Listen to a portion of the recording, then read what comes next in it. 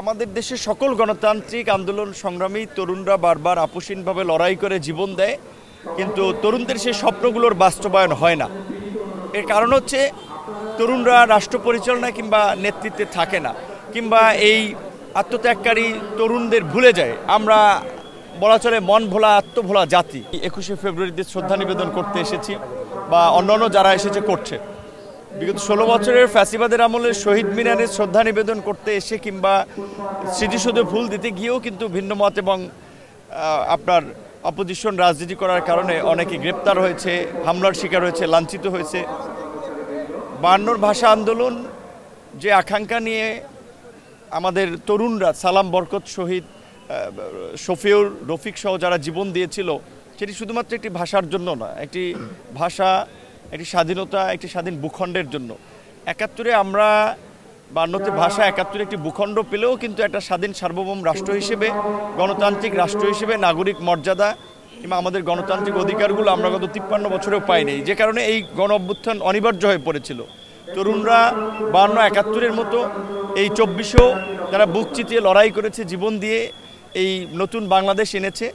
আজকে 52 শহীদদের স্মরণের মধ্য দিয়ে আমরা একই সাথে 71, 90, 24 সকল গণতান্ত্রিক আন্দোলন সংগ্রামের শহীদদেরকে আমরা স্মরণ করছি, এবং শহীদদের যে আত্মত্যাগ, বিশেষ করে যেই প্রেক্ষাপটে দাঁড়িয়ে আজকে আমরা শ্রদ্ধা নিবেদন করছি 24-এর গণ অভ্যুত্থানের পরপর, এই পরিবর্তনের পরপর একটা মুক্ত পরিবেশে।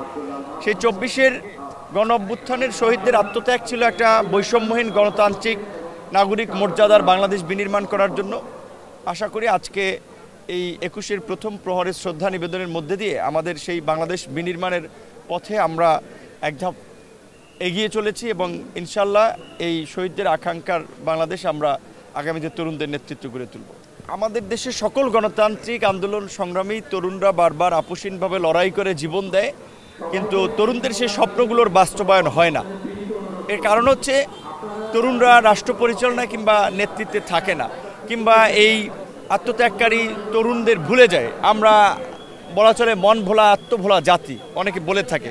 এটার অনেক যথার্থতা, বাস্তবতা রয়েছে, কিন্তু মনে হচ্ছে যে এই 24-এর গণ অভ্যুত্থানের প্রেক্ষাপটে আর ওই আমরা যাচ্ছি না।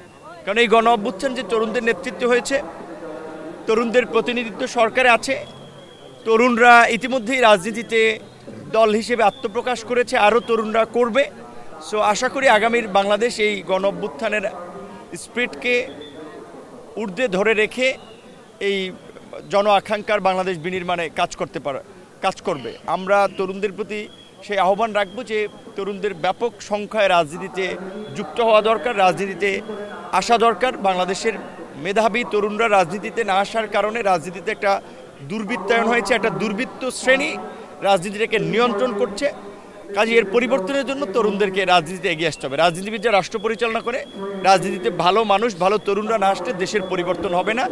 এই গণ অভ্যুত্থান বলি, 52 বলি, 71 বলি, সেই আকাঙ্ক্ষার বাস্তবায়ন হবে না। তার জন্য আমরা তরুণদেরকে দেশ নিয়ে ভাবতে, রাজনীতিতে যুক্ত হওয়ার জন্য আমরা আহ্বান জানাই।